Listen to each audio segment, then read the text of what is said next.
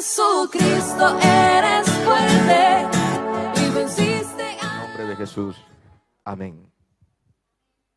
Estamos invitados a una fiesta hermosa, sublime y tan gloriosa, que no habrá otra igual.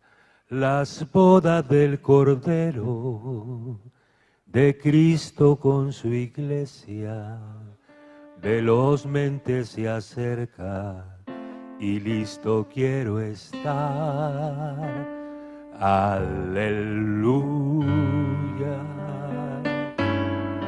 aleluya, aleluya, aleluya, aleluya, aleluya,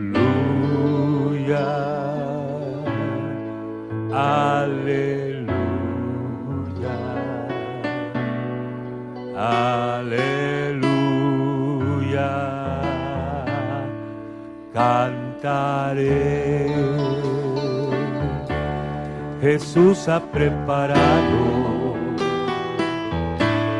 lugares especiales donde los redimidos podamos disfrutar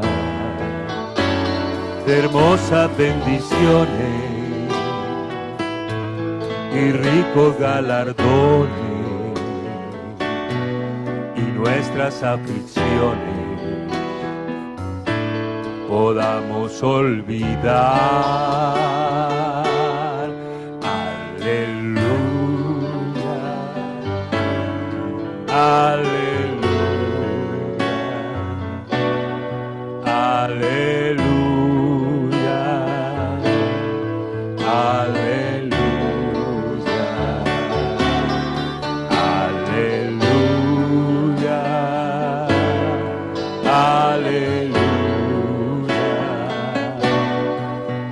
aleluya, cantaré. Se escucharán sonidos de voces celestiales, de ángeles millares que ahí adorarán. Habrán y los profetas y todos los antiguos, a una hermosa novia ahí contemplarán.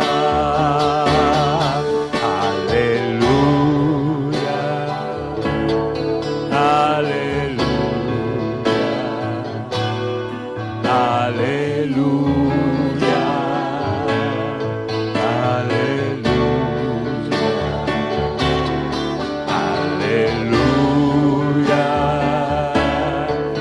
aleluya, aleluya, cantaré.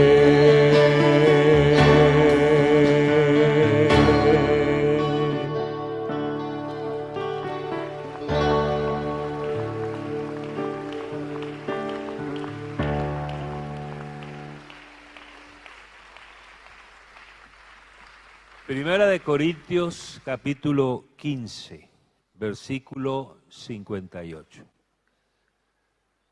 Creo que olvidé ayer darle la tonelada de saludos de mi esposa, ¿cierto? Casi me la llevo para la Argentina otra vez. Para Colombia, perdón. Gloria al Señor. ¿Cómo dice el versículo 58 del capítulo 15 de Primera de Corintios? Es el último versículo del capítulo 15. Dice así: así que, hermanos míos amados, estad firmes y constantes, creciendo en la obra del Señor siempre, sabiendo que vuestro trabajo en el Señor no es en vano. Gloria a Dios. Puede sentarse, hermano. Bueno, ayer estábamos escuchando una preciosa enseñanza de la palabra del Señor. Y una de las cosas que el hermano Julio decía es que nosotros estamos llamados a crecer. Pues yo les quiero hablar esta mañana de crecimiento espiritual. De eso vamos a hablar. Gracias a Dios por este tiempo y gracias al Señor por este día tan precioso.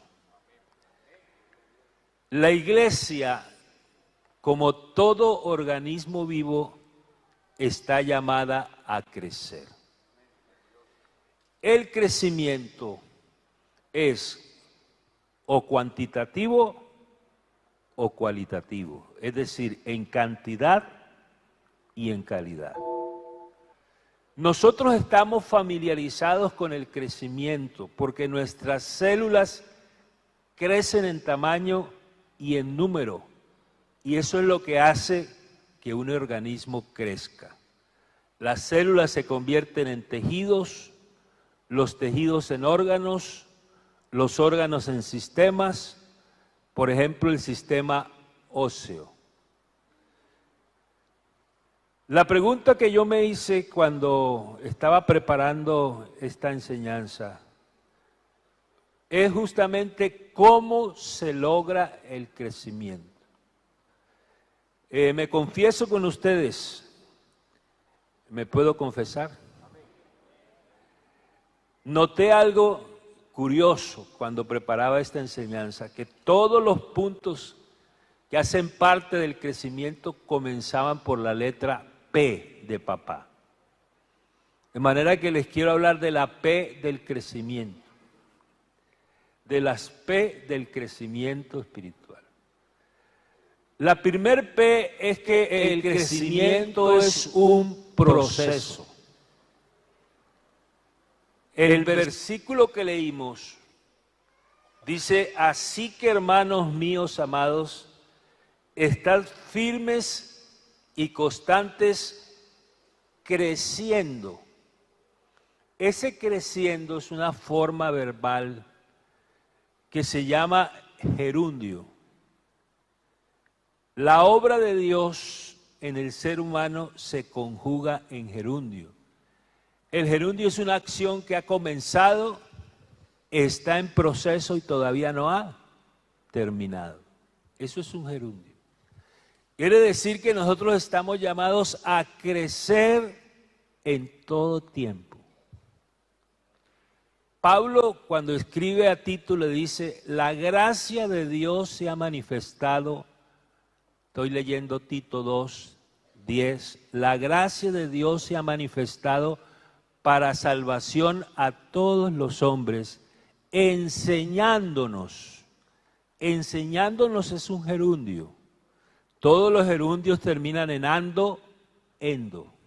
Enseñándonos quiere decir que desde el día en que el Señor nos encontró a nosotros, estamos aprendiendo.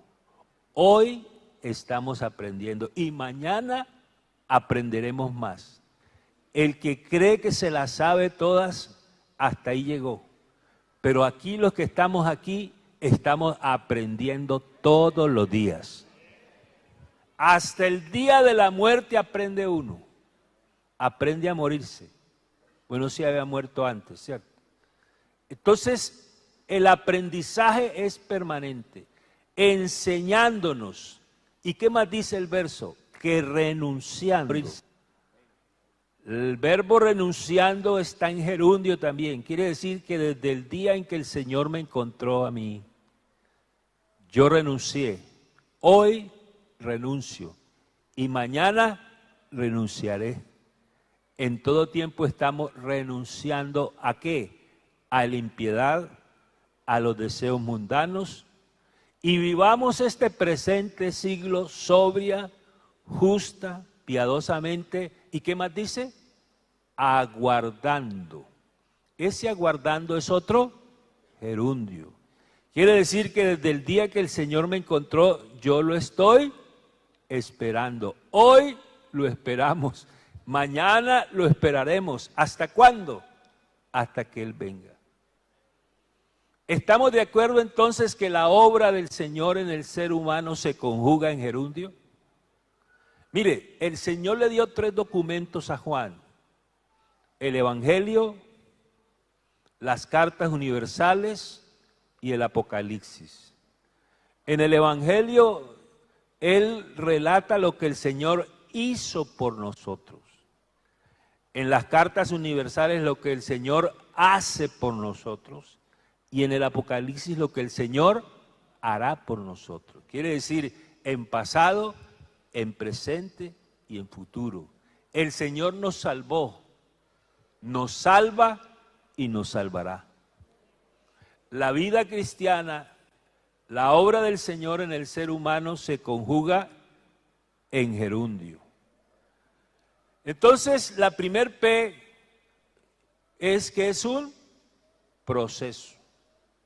Es un proceso. La obra de Dios siempre tiene un hasta.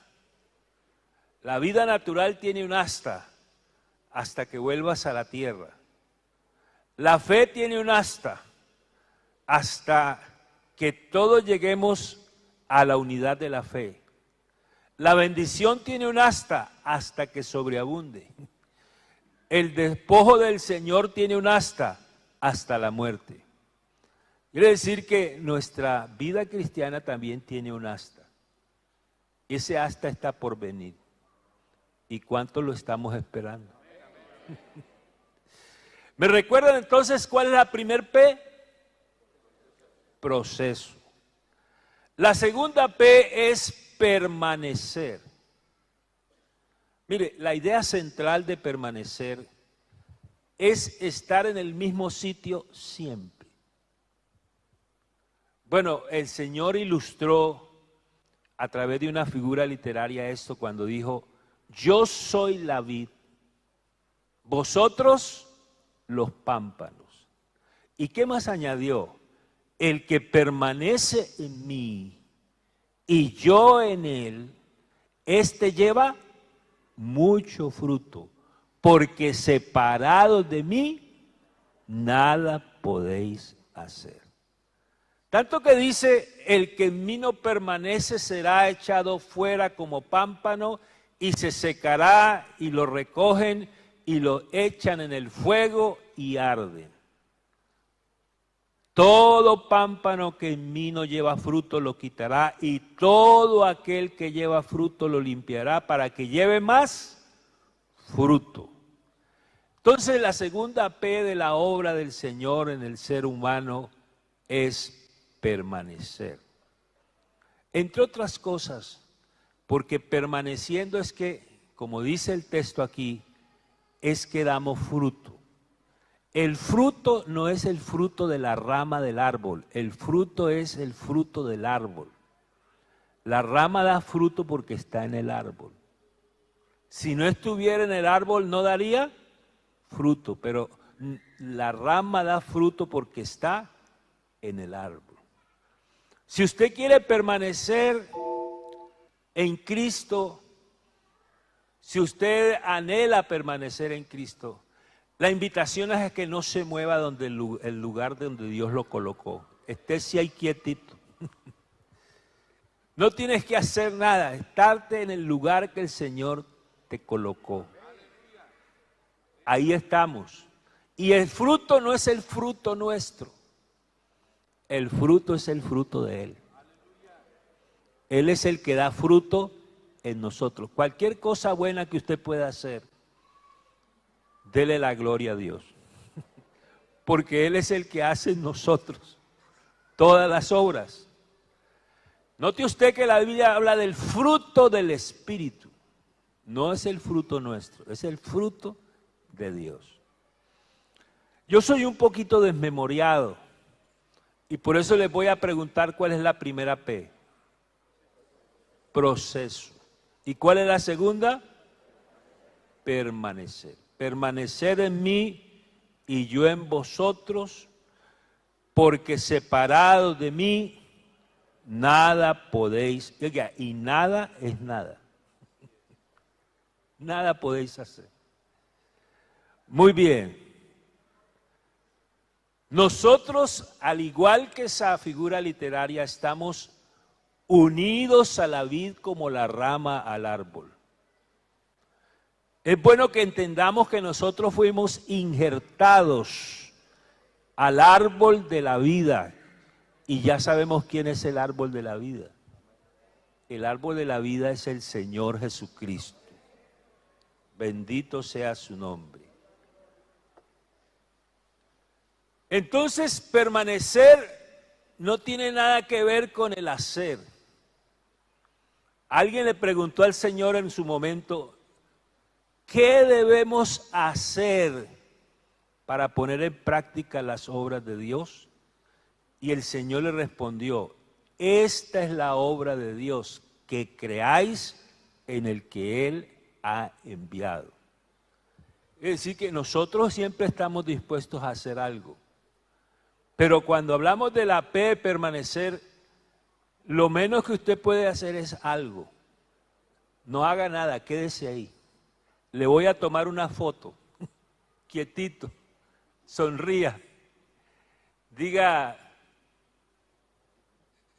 whisky. Entonces, la segunda P es permanecer. ¿Cómo es que dice el Salmo 1? Bienaventurado el varón que no anduvo en ¿qué? En consejo de malos, ni en camino de ¿qué? Sino que en la ley de Jehová y en su ley se deleita de noche y de día. Será como árbol plantado junto a corrientes de aguas, que da su fruto a su tiempo y su hoja no cae, y todo lo que hace prosperará. Entonces, la segunda P es permanecer. La tercer P es perseverar. Esto tiene una connotación distinta a permanecer. Pareciera que fueran sinónimas las dos palabras, permanecer y perseverar. Pero la idea central que hay en el perseverar está relacionada con el hecho de mantenerse constante en un proyecto ya comenzado. Me sigo confesando con ustedes. ¿Sabe que cuando yo veo una construcción abandonada, esas construcciones que empiezan a construir y no las terminan, en Colombia hay muchas, con ese tema del lavado de activos, cuando estaban construyendo las propiedades, se dieron cuenta que eran dineros mal habidos y las tuvieron que dejar inconclusas.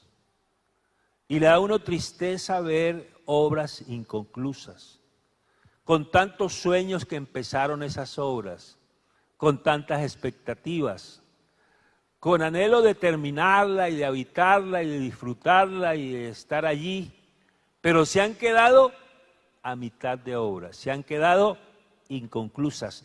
En la historia de la humanidad hay muchas obras inconclusas, hasta hay una sinfonía inconclusa de Beethoven. Pero el Dios que yo les estoy predicando no deja las obras inconclusas.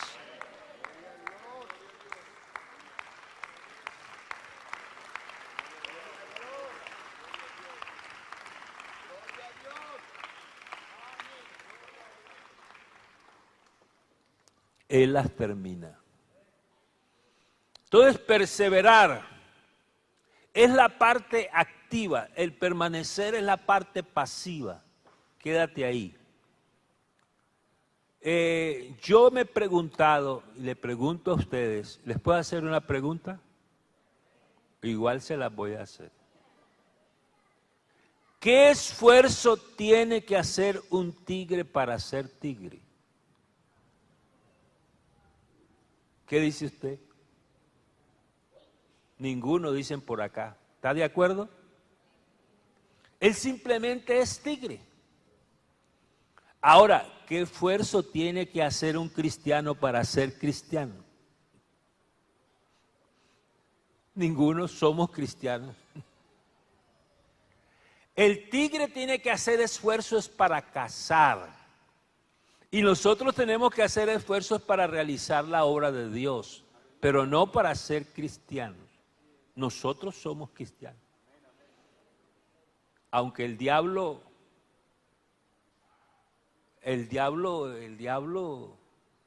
de pronto nos mira con envidia, pero eso es lo que somos. Somos hijos de Dios. A Él sea la gloria. Entonces el perseverar tiene que ver con la parte activa, lo que yo tengo que hacer. Y en ese sentido hay que hacer lo que debemos hacer. Mire, Pablo resumió en un versículo lo que somos y lo que hacemos. Y dijo, por la gracia de Dios soy lo que soy. Y luego dice, y la gracia del Señor no ha sido en vano para conmigo. Antes he trabajado más que todos ellos. Cuando yo me pregunté quién eran todos ellos, me llevé una sorpresa. Porque era Jacobo, Cefas, los discípulos, 500 hermanos juntos, era un batallón. Y yo dije como que Pablo se está saliendo un poquito de la ropa, diciendo que ha trabajado más que todos ellos. Pero él dice, pero no yo, sino la gracia de Dios conmigo. Entonces está hablando de la gracia para hacer lo que debemos ser y la gracia para hacer lo que debemos hacer.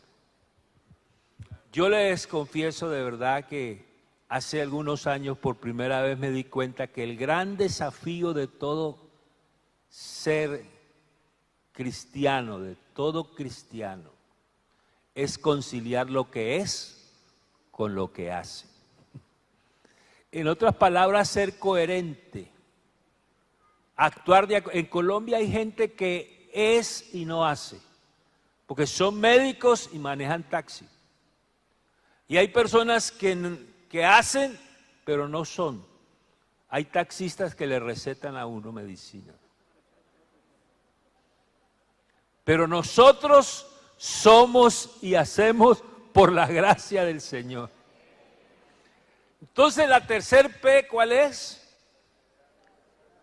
Perseverar es la tercer P. Perseverar. En Romanos capítulo 2 dice que el Señor pagará, versículo 6, a cada uno conforme ¿a qué? A sus obras. Mire, uno es salvo por lo que es y es premiado por lo que hace. Uno puede o perder la salvación o perder el galardón. Yo por ahí tengo una enseñanza que se llama salvación y galardón. No sé si algún día se las predique, pero ahí se dice que uno es salvo por lo que es y es premiado por lo que hace. Porque la salvación es por gracia, pero el galardón es por el trabajo y el esfuerzo y la fidelidad. Es totalmente distinto, ¿cierto? Entonces él dice en Romanos 2:6, el cual pagará a cada uno conforme a sus obras. Vida eterna. Escuche bien esto, iglesia, vida eterna. Para los que perseverando, ¿en qué? En bien hacer, buscan gloria, honra e inmortalidad. Pero ira y enojo, esa es la otra cara de la moneda, a los que son contenciosos y no obedecen a la verdad, sino que obedecen a la injusticia. Muy bien. Entonces aquí se habla de que hay galardón para el que persevera en bien hacer. Y mire, no solamente en 1 Corintios 15:10, que fue el texto que citamos cuando Pablo dice, por la gracia de Dios soy lo que soy. Sino que Pedro se une al apóstol y dice, vosotros sois linaje escogido. ¿Qué más? Real sacerdocio, somos. Nación santa, somos. Pueblo adquirido por Dios, somos. Aquí se va a conectar lo que somos con lo que hacemos, para que anunciéis las virtudes de aquel que os llamó de las tinieblas a su luz admirable. Entonces, como soy un poquito desmemoriado, les voy a pedir que me recuerden cuál es la primer P. Proceso. ¿Cuál es la segunda? Permanecer. ¿Cuál es la tercera? Perseverar. Mire, el Señor enfatizó mucho el ser y el hacer. Porque Él va más allá del hacer. Él dijo, vosotros sois la luz del mundo. Vosotros sois la sal de la tierra. A los que le recibieron, a los que creen en su nombre, le dio potestad ¿de qué? De ser hechos hijos de Dios. Lo que somos. Lo relacionó con lo que hacemos. Y nosotros, a diferencia del inglés, en el inglés el verbo to be traduce ser o estar. Por eso un americano dice yo estar honrado. Lo que quiere decir es que él es honrado. Pero como ser y estar para ellos son lo mismo, igual le da decir una cosa que la otra. Pero para nosotros estar no es lo mismo que ser. Porque el estar es temporal, el ser es permanente. Si usted le dice a su esposa que está fea, ella se arregla. Si le dice que es fea, ya no tiene arreglo. Pero nosotros somos, por la gracia de Dios, alabanzas al Señor Jesús. Entonces, la cuarta P, vamos por la cuarta, ¿cierto? La cuarta P es para ser perfeccionados. Y yo les quiero decir que cuando se habla de perfección referida al ser humano, se habla en términos relativos, porque la perfección absoluta aquí nadie la tiene. Bueno, sí hay uno que la tiene. Se llama Jesucristo. A Él sea la gloria. Y yo les puedo hacer una pregunta. Bueno, igual se las voy a hacer. Levante la mano aquí el que sea fiel al 100%. Ninguno levantó la mano. ¿Quiere que les diga por qué no levantamos la mano? Porque nosotros hacemos una ecuación, una igualdad. Fidelidad igual perfección, pero fidelidad no es equivalente a perfección. El Salmo 101:6 dice, mis ojos pondré ¿en quiénes? Sobre los fieles de la tierra. Y luego explica quiénes son los fieles de la tierra. El que ande en el camino de la perfección, este me servirá. Quiere decir que los fieles somos los que andamos en el camino de la perfección, aunque no somos perfectos. Ahora pregunto, ¿cuántos andamos en el camino de la perfección? Entonces, ¿cuántos somos fieles? Todos somos fieles. Aquí están los fieles. Aquí están los creyentes. Bueno, estamos. No me puedo quedar por fuera. Entonces, la perfección, lo que pasa es que uno ve la obra en proceso y el Señor la ve terminada. ¿Ustedes recuerdan a ese escultor Miguel Ángel Buonarroti? Aquí justamente en la Argentina hay una réplica de una de sus obras maestras, que es el David de Miguel Ángel. Está por el sur. Yo tuve la oportunidad de visitar y ver esa escultura. Y realmente es una obra maestra. Se nota hasta los poros de la piel, las venas que están ahí surcando sus manos. Es una obra, pero de alto grado de perfección. Y Miguel Ángel, dice el relato, que un día le pidió a sus ayudantes que le trajeran el mármol de la cantera para esculpir la obra maestra. Y entonces le trajeron el bloque de mármol sus ayudantes, y ellos estaban preocupados por saber qué opinaba el maestro de la obra de arte. Y le dijeron: maestro, ¿qué tal el mármol? Dijo: está perfecto. Ellos lo miraban por todas partes y no le veían la perfección por ningún lado. Pero dijo el maestro: solo hay que quitarle lo que le sobra, porque ahí en ese bloque de mármol está la obra maestra, la obra perfecta. Así somos nosotros. Hemos sido cortados de la cantera del mundo. Estamos en el taller del maestro.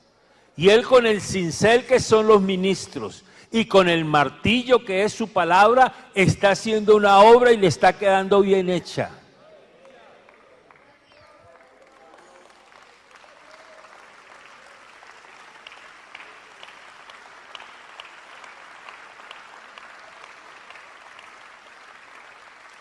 Es que es así, hermano. Mire, cuando Pablo le escribe a los corintios, le dice: hermanos santos, amados. Pero después de que les dice santos, empieza a decirle los errores que tienen. Divisiones entre ellos, litigios ante los incrédulos, casos de inmoralidad juzgados, desórdenes en la cena del Señor, errores en la doctrina de la resurrección. ¿Qué iglesia la de los corintios? Lo vamos a trasladar un día para allá a uno de estos pastores. La iglesia en Corintio tenía toda esa serie de dificultades, y Pablo le dice que son santos posicionalmente. La posición nuestra nadie la puede superar. Nadie. Yo no sé por qué un pastor deja de ser pastor para convertirse en aspirante a una alcaldía. Él piensa que mejoró, resulta que no mejoró, desmejoró. Porque la posición más alta es la que el Señor nos ha colocado a nosotros. Es la posición más alta. En posición nadie nos puede mejorar, pero en condición sí podemos mejorar, porque se perfecciona la santidad en el temor a Dios. Pablo dijo así: hermanos, yo mismo no pretendo haberlo alcanzado ya, pero una cosa hago, olvidando ciertamente lo que queda atrás y extendiéndome a lo que queda por delante. Él está diciendo eso, pero previamente ha dicho: no que lo haya alcanzado ya, ni que ya sea perfecto, sino que prosigo por ver si logro asir aquello para lo cual fui también asido por Cristo Jesús. Pablo decía que él no era perfecto. Más adelante dice: y los que somos perfectos, pero está hablando de perfectos de camino, y el que ande por este camino, por torpe que sea, no se extraviará. De manera que aquí estamos. Y de pronto somos hasta cierta medida torpes, como dice la Escritura, pero aquí estamos. Y el que ande por este camino, por torpe que sea, no se extraviará, dice la Biblia.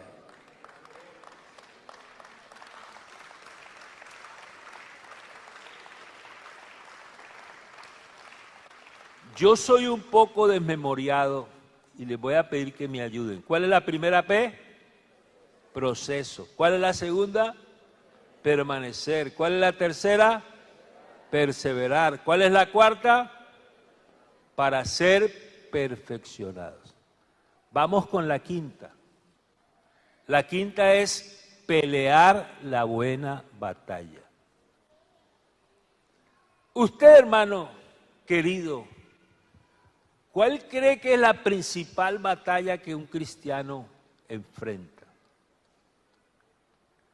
Algunos piensan que es con el diablo, porque claro, el diablo por definición es nuestro enemigo, es nuestro adversario, el acusador, pero la principal batalla, la principal pelea, la buena batalla es la batalla de la fe, porque al diablo se le resiste firme en la fe.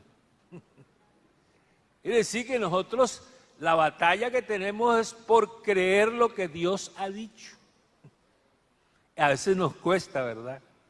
Creer lo que Dios ha dicho nos cuesta a veces. Lo ponemos en duda. ¿Y será que sí? ¿Será que no? A veces ponemos en duda.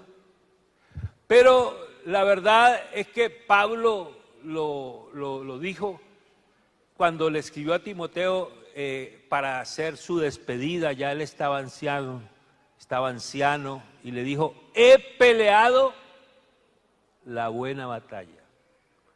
He acabado la carrera. ¿Y cuál es la buena batalla? He guardado la fe. Quiere decir que la fe tiene por lo menos 4 connotaciones: la fe como don, la fe como la capacidad de creer, la fe como el contenido de lo que se cree, y la fe como un estilo de vida. Yo la verdad que no entendía algunos versículos de la Biblia. Uno a veces lee la Biblia y no entiende algunas cosas.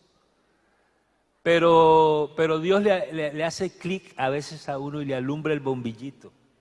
Y uno entiende lo que antes no entendía. Una de las cosas que yo no entendía era por qué la Biblia dice que por fe y para fe. No entendía. Pero luego comprendí que cuando dice por fe y para fe está hablando de una fe de principio a fin. Nosotros somos creyentes ¿cuántas horas al día? 24 horas.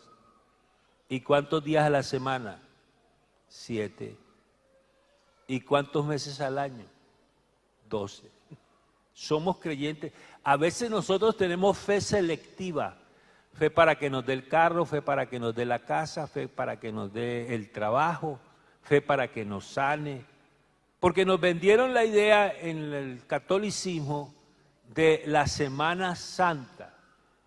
Yo en la Semana Santa era santito, ni siquiera me bañaba. Porque decían que si uno se bañaba se volvía un pez. Pero acabada la semana, adiós santidad. Nos vendieron la idea de la Semana Santa, pero el Señor no quiere una Semana Santa, quiere una vida santa. Y el Señor no quiere una semana de fe, la fe de la convención, la fe del culto especial, no, la fe las 24 horas del día, la fe permanente. Vale la pena creer lo que el Señor nos ha prometido. A veces uno es desafiado en la fe, en lo que cree acerca de Él. Yo recuerdo que mi madre asistía a las cárceles a predicarle a los presos. Y entonces ella dijo en una predicación: Jesucristo salva y sana. Entonces no faltan los burladores que van a esas reuniones, los incrédulos, los escépticos. Y entonces le trajeron un tullido en una cobija y le dijeron: si es verdad que Jesucristo sana, que sane a este tullido. Mi madre se sintió desafiada. Bueno, antes que a mi madre estaban desafiando al Señor. Y ella lo que hizo fue agarrar su Biblia, ponérsela sobre su pecho y comenzar a invocar el nombre de Jesús. Cerró los ojos.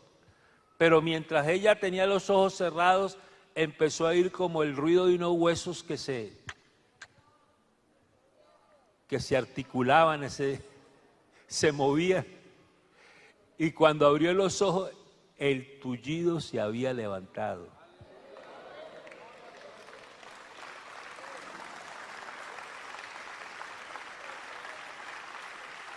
y todos estaban corriendo detrás del tullido. Hermanos, a este Dios nuestro hay que creerle. Uno le cree a todo el mundo, hermano. Uno ve el muchacho allá parado en la esquina y le dice, ¿qué haces ahí parado? Esperando a mi novia. ¿Y qué? Y no está muy demorada. Sí, está demorada. Me dijo que venía y si ella me dijo que venía, aquí llega.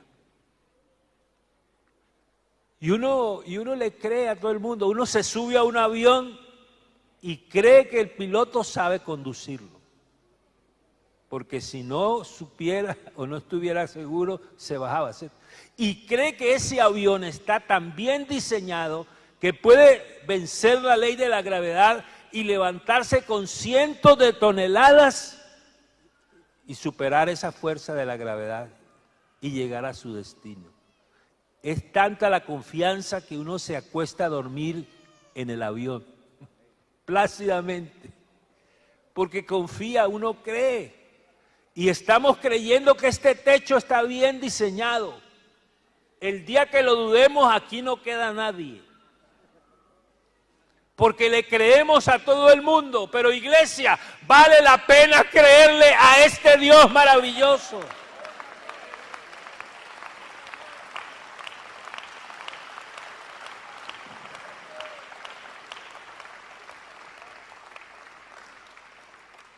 Pablo le dice a Timoteo, pelea la buena batalla de la fe, no dejes escapar la vida eterna, pues para eso te llamó Dios y por eso hiciste una buena declaración de tu fe delante de muchos testigos. Y bueno, el primero que hay que vencer no es al diablo, el diablo está vencido. Jesucristo lo venció. Pero el que tenemos que vencer es el yo. Ese no está vencido. Ese se levanta. Pero hay que mantenerlo sujeto. Hay que mantenerlo bajo control. Y nosotros sabemos cuál es la fórmula, ¿cierto? ¿Sabe cómo mantener la naturaleza débil bajo control? Mire, una vez yo invité a un maestro a la iglesia que administraba hace muchos años. Y recuerdo que el maestro, ese día los niños no quisieron salir a las clases. Me dijeron, pastor, queremos que los niños y nosotros nos quedamos en el salón para escuchar la enseñanza del maestro. Bueno, yo no quería inicialmente, pero me convencieron y se quedaron los niños. Y el maestro comenzó hablando de esto, de la obra de Dios y cómo es que funciona esto de la debilidad nuestra. Él sacó un objeto de su bolsillo y comenzó a lanzarlo hacia arriba. Y el objeto siempre caía. Y nos preguntó, ¿por qué este objeto que lanzo hacia arriba siempre cae? ¿Qué cree que dijimos? ¿Ustedes qué dicen? ¿Por qué un objeto siempre cae cuando lo lanza uno para arriba? La ley de la gravedad. Tanto que el maestro nos dijo, póngase en un 10. Pero luego nos hizo otra pregunta. Y si yo quiero que esto en vez de que caiga, suba, ¿qué hago? Y todos nos quedamos mirando. La cara del pastor con los diáconos, los diáconos con el pastor, los diáconos con los diáconos, y había una niñita de las que no había salido a la clase.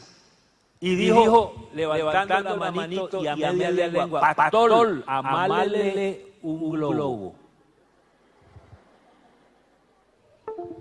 Y dijo el maestro, bien respondido, niñita, póngase un 10. Y así somos nosotros. Hay una ley que nos lleva para abajo, que es la ley del pecado y de la muerte. Pero hay otra ley que nos lleva para arriba. La ley del Espíritu de vida en Cristo Jesús, Señor nuestro.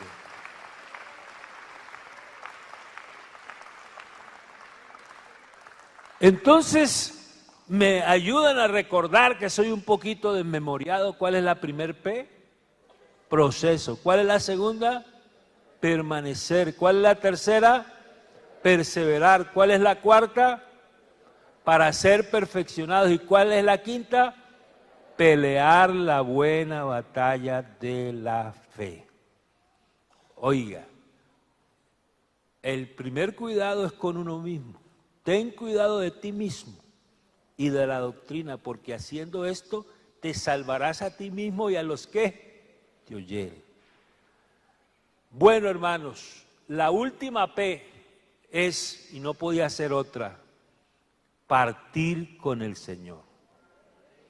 En otras palabras, terminar bien esta carrera.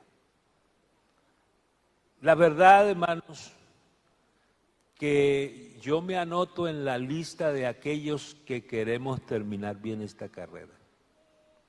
¿Cuántos están de acuerdo conmigo? Queremos terminar bien esta carrera. Porque mire, hermanos, si hay algo que necesitamos es ser llenos del Espíritu Santo para terminar bien esta carrera. Porque recuerde el globo. Yo cuando el maestro habló del globo, yo lo primero que me dije fue: Fernando, no te bajes del globo. Porque el día que te bajes del globo, la caída es inevitable.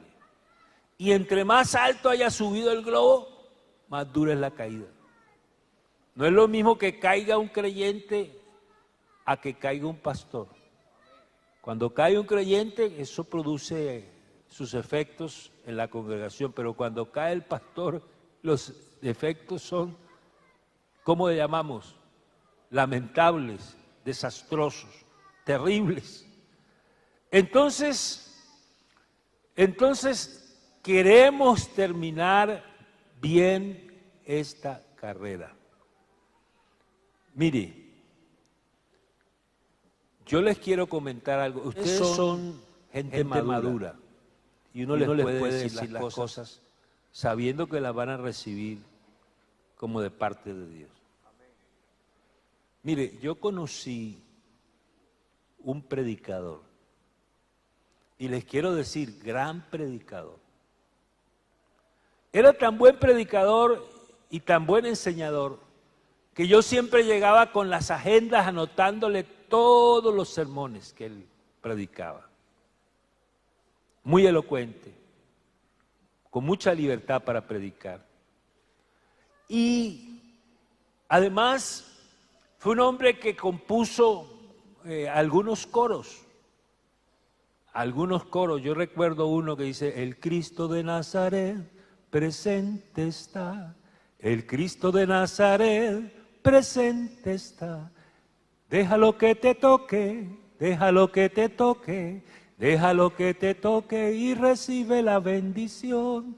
Bueno, era un hombre, además tocaba bien la guitarra, cantaba bien, compositor, escribió un libro llamado El Buen Pastor.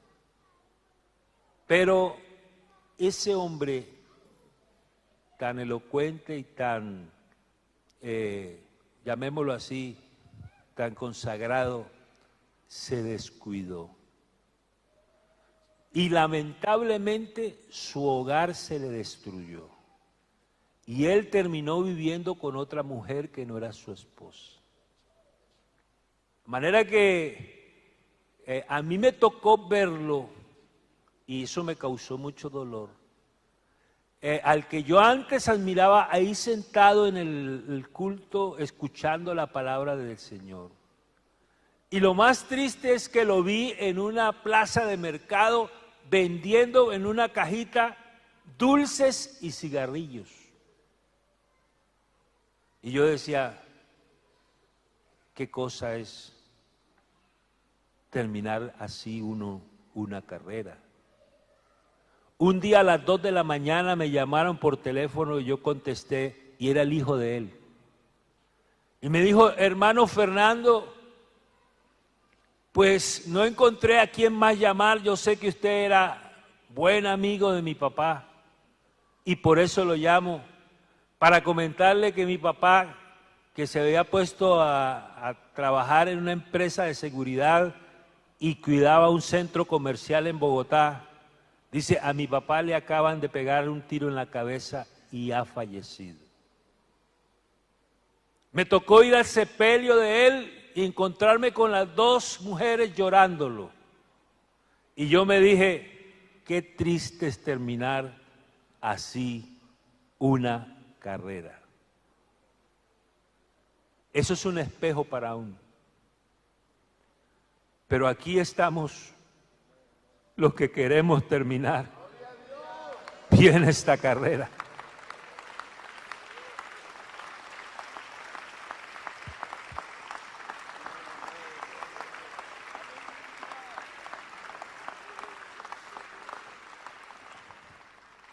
Conversé con un compañero que fue destituido también, amigo también, y él se sentó a charlar conmigo con lágrimas en los ojos porque había perdido su hogar y su ministerio, porque la esposa no fue capaz de perdonarlo ante la infidelidad de él.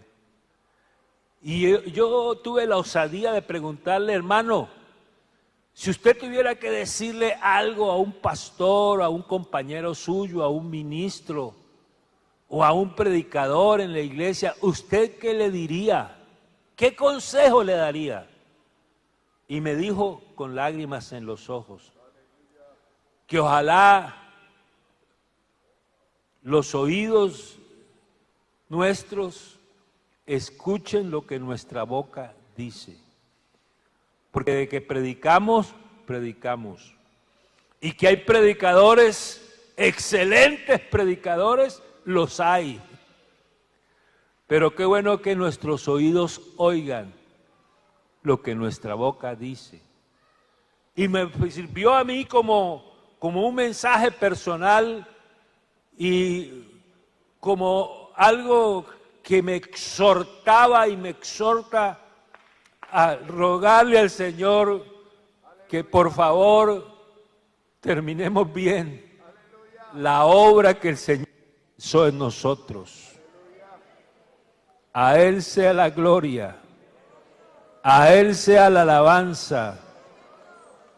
Mira, hermanos, Pablo dijo, y cuando digo que Pablo dijo, me estoy refiriendo a uno de los versos que más me han llamado a mí la atención. Él dijo, de ninguna cosa hago caso. Cuando yo me pregunté de qué era que Pablo no hacía caso, leí el contexto y me di cuenta que él estaba haciendo alusión a que le anunciaban previamente todas las aflicciones y cosas contra su integridad personal que le iban a suceder si iba a Jerusalén. Pero él dijo, de ninguna cosa hago caso. Había sido apedreado en Listra, había sido enfrentado en Atenas, había sido descolgado del muro en una canasta, pero Pablo dice, de ninguna cosa hago caso. Ni estimo preciosa mi vida para mí mismo. Y yo me pregunté, ¿qué es más precioso que la vida? Si uno cuando se enferma le traen al médico, lo lleva a la ambulancia, el médico corre, la familia corre, todos corremos, hay que salvarle la vida al paciente, porque la vida es tan valiosa que a las mismas constituciones de los países priorizan el derecho a la vida sobre otros derechos, como el derecho de expresión o como la libertad, pero el derecho a la vida está por encima de todos los demás derechos. Y yo me pregunté, ¿y qué será más precioso que la vida para que Pablo se atreva a decir que no estima preciosa su vida para mí mismo? Pero Pablo lo explica, con tal que acabe mi carrera con gozo. Y Pablo dice, y el ministerio que recibí del Señor. Hermano, este ministerio no es nuestro. Este ministerio nos lo ha dado el Señor. Él es el que nos puso aquí. Hermano querido, no fue una idea nuestra, no fue capricho nuestro. Es que Jesucristo un día nos llamó y nos dio una habilidad, una capacidad. Y estamos aquí esta mañana no por nuestros méritos, no por nuestras capacidades, no por nuestras destrezas, no por nuestras habilidades. Estamos aquí porque el Dios de esta iglesia un día se le ocurrió llamarnos y aquí estamos para gloria y honra de su nombre.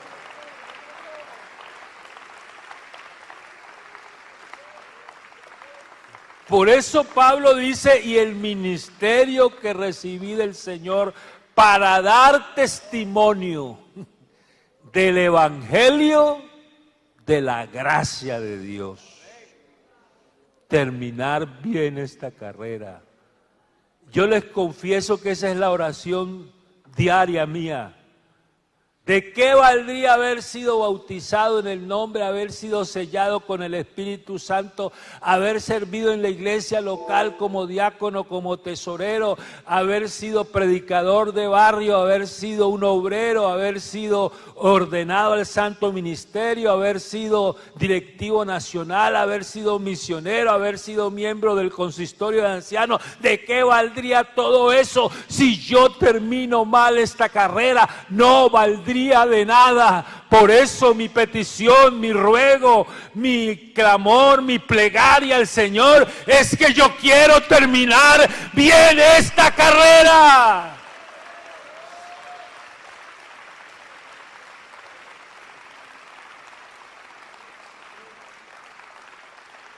¿Y cuántos de nosotros queremos terminarla bien? De verdad que sí, es cierto. Mira, hermanos, hay un versículo en la Biblia que yo pongo el dedo en él y digo, este versículo es para mí. Y me apropio de él, me adueño de él y lo hago mío. Y es ese versículo que está en Judas, creo que es 24 si no estoy mal, donde dice, y aquel que es poderoso. Yo me detuve un momentico de la palabra poderoso. Y uno a veces asocia el poder de Dios con la capacidad que Él tiene de sanar aún el cáncer. O asocia el poder de Dios con la capacidad que Él tiene de libertar del pecado a un hombre que anda sumido en él. O el poder de Dios asociado a muchos de sus prodigios, portentos y milagros. Pero Judas lo ve a él poderoso para algo especial. Aquel que es poderoso para guardarnos sin caída. Y yo me apropio de ese versículo y lo hago mío. Porque lo que me quiere decir ese versículo es que el Señor despliega todo su poder con un solo propósito. En ese versículo, que terminemos bien esta carrera. ¿Cuántos quieren terminar esta carrera? Es una pregunta obvia con una respuesta obvia, porque yo sé que todos queremos terminar bien esta carrera. ¿Me recuerdan las P? Proceso, permanecer, perseverar, ser perfeccionados, pelear la buena batalla y partir con el Señor. A Él sea la gloria. Yo no sé cuántos años te quedan a ti aquí. Ya nuestros compañeros de la edad nuestra, ya algunos se han ido con el Señor y otros duermen. No sé cuánto te queda a ti de vida aquí, pero de una cosa sí estoy seguro, y es que no importa que sea un mes o un año o 10 años, queremos terminar bien.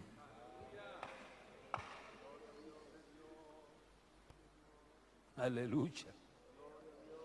Alabanzas al Señor Jesús. Alabanzas al Señor Jesús.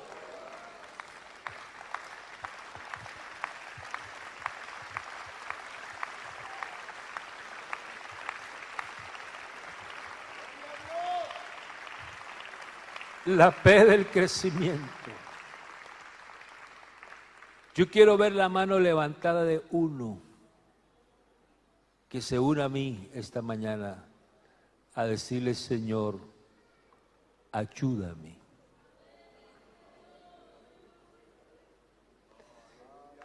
He tenido luchas y dificultades. Si ese que se levantó la mano se coloca en pie,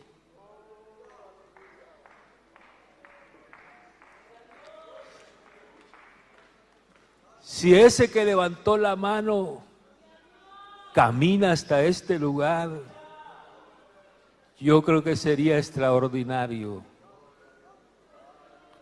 Y estos ministros que están acá, algunos están comenzando su ministerio.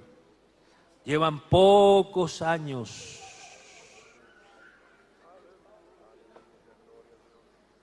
Pero es el momento de perseverar, de permanecer, para ser perfeccionados. Es el momento de pelear la buena batalla de la fe. Gracias, Señor Jesús. Queremos terminar bien esta carrera. Voy a pedirle a los músicos que ocupen su lugar. Vamos a entonar una canción que a mí me gusta mucho, no sé si ustedes la saben. Escóndete en la mano del Señor y deja que el Señor guíe tu vida. Pues ¿quién podrá separarte de la mano de Él? Ni diablo, ni hombre, ni cosa creada. Escóndete en la mano del Señor. Vamos a entonar esa canción. Mientras los hermanos que están aquí aprovechan el momento para decirle al Señor: Señor, no valdría la pena vivir si terminamos mal. Como un día una hermana de la iglesia me dijo una vez: hermano, yo le pido al Señor que si yo le voy a fallar, mejor que me lleve. Lo que ella quería decir es que no vale la pena vivir si no terminamos bien esta carrera.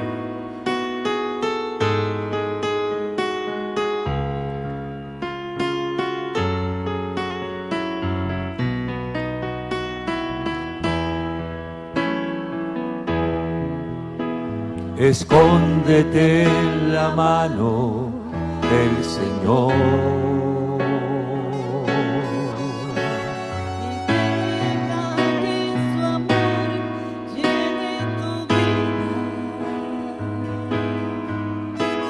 ¿Y quién podrá arrancarte de tu mano de poder? Ni diablo, ni hombre, ni nada creado.